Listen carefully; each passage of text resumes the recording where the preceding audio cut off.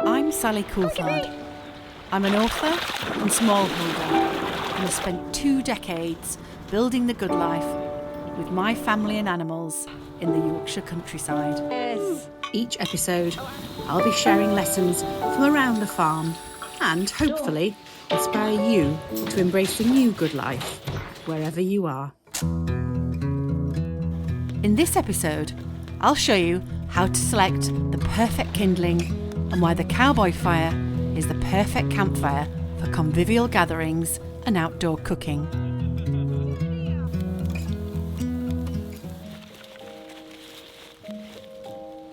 So I've come to collect kindling at my local woodland. If you're foraging on private land, always ask the landowner's permission. Never dig up living plants, and always leave plenty of berries and leaves for the animals who make the woodland their home. What I'm looking for is 2 things. One is branches that are probably about a finger's width. They're perfect for snapping and starting off a fire with. And I know that they're going to be dry, not by looking at them, but by listening to the sound that they make. That's exactly what you want. You want a real good, clean, crisp snap, then you know your timber's dry. Right, I'm going to take the armful that I've collected back to the farm. Time for a campfire.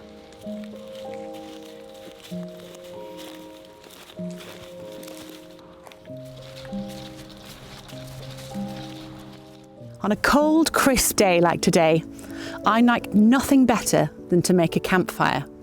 And what I'm going to do today is make a campfire to cook on. The temptation when you're making a campfire is to build a really big pile of wood and set fire to it, and you're looking for big flames and a big area of heat. Actually, when you're cooking on a campfire, what you want is a really concentrated, controlled area. So I'm going to show you a type of campfire today called a Cowboy Campfire. It's also sometimes known as a wheel campfire, and you'll see why when we build it. And the idea is really simple, is that the logs are arranged in a big circle with their ends pointing inwards, and we create a really hot focal area right in the middle, and that's where we're going to do our cooking. I'm going to use 2 types of material on the bonfire today. The first is the kindling, the lovely dry kindling that I collected from the woodland, and the second are some larger, thicker trunks that we've got from around the farm. Every time we have a big storm here, the older trees lose some of their bigger limbs, and those are really brilliant for creating a cowboy campfire, and you'll see why later on. So these are oak, which is absolutely brilliant for a campfire, especially for the embers, which I'm going to cook on later, because oak is a hardwood and it burns really, really hot, but quite slowly. Perfect for cooking on. So now I'm going to make the fire. For this, I'm going to use natural fire lighters, but you could use tinder or any other kind of fire lighters. I'm going to use 3, that's probably plenty. Then, on top of that, I'm going to add the twigs that we foraged from the woodland. You can tell they're dry because they've got a lovely snap to them. So I'm just quickly going to fill the circle, the space left by the timber circle, with twigs. Snap them to size. Doesn't have to be neat. I don't want to build too much of a fire at this stage because I want to still be able to reach my fire lighters, which are in the centre here. Now, when I'm making a campfire, I like to use extra long matches. So if you're struggling to light the fire, it just gives you that extra few valuable seconds. Right, hopefully, even though the ground's wet through, it's been frosty morning, actually it doesn't matter because the heat of the fire should be fine. As those flames catch, I'll keep adding more to our little stack. Ooh, it's starting to get that lovely smell of wood smoke. It's so evocative. Now, one of the brilliant things about the campfire is that it's a cowboy campfire, and this shape is inherently quite safe because the ends of the log discourage people from getting too close to the centre.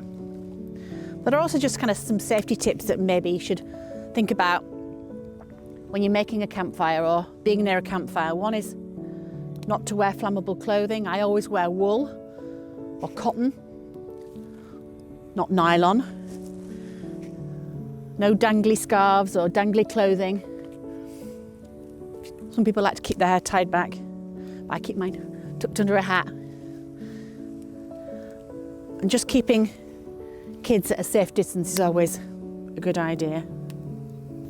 So I'm just adding the last few bits of kindling to the fire. The idea is that you want to create hot, short, intense heat in the middle, and that over time will catch the ends of the logs and create a brilliant but very contained place for me then to hang my cooking pot with my new tripod, which I'm very excited to try out.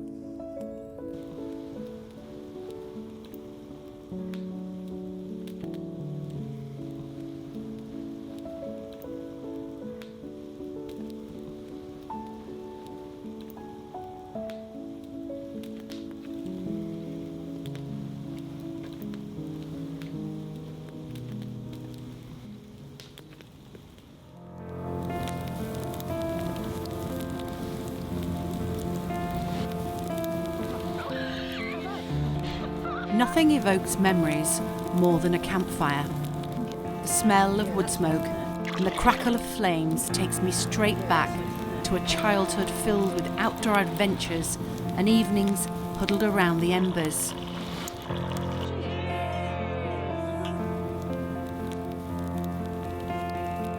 Fires also invite us to talk. Some of my most profound and deep conversations have happened around the flames. Build a fire and it'll warm your heart, not just your hands.